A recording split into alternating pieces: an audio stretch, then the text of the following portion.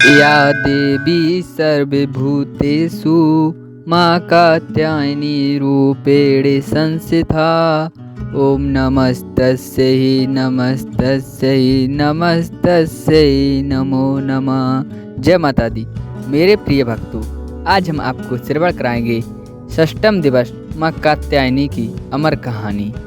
भगवती मां दुर्गा जी के छठवें स्वरूप का नाम कात्यायनी है।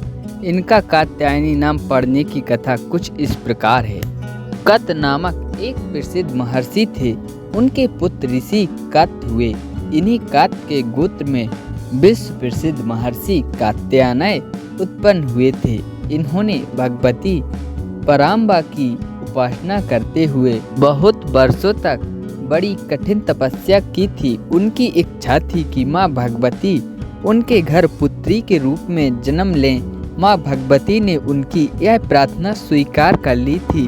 कुछ काल पश्चात जब दानव महिषासुर का अत्याचार पृथ्वी पर बहुत बढ़ गया, तब भगवान ब्रह्मा विष्णु महेश तीनों ने अपने अपने तेज का अंश देकर महिषासुर के विनाश के लिए एक देवी को उत्पन्न किया। महर्षि कात्यायन ने सर्वप्रथम इनकी पूजा की।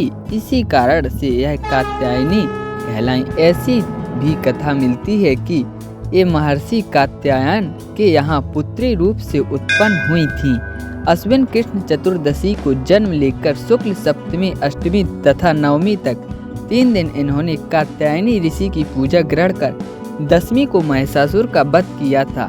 माँ कात्यायनी अमोघ फलदायिनी है। भगवान कृष्ण को पति रूप में पाने के लिए ब्रज की गोपियों ने इन्हीं की पूजा कालिंदी यमुना के तट पर की थी। ये ब्रज मंडल की अधिष्ठात्री देवी के रूप में प्रतिष्ठित हैं। इनका स्वरूप अत्यंत ही भव्य और दिव्य है। इनका वर्ण स्वर्ण के समान चमकीला और भास्वर है। इनकी 4 भुजाएं हैं।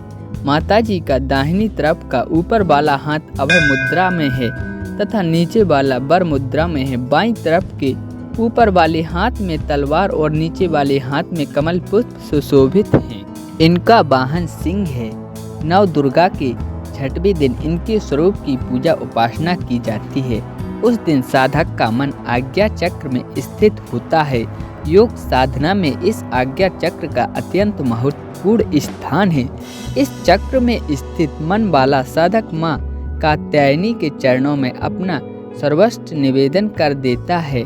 परिपूर्ण आत्मदान करने वाले ऐसे भक्त को सहज भाव से माँ कात्यायनी के दर्शन प्राप्त हो जाते हैं।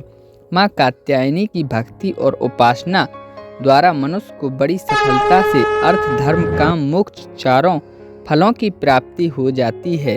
वह इस लोक में स्थित रहकर भी अलौकिक तेज और प्रभाव से युक्त हो जाता है।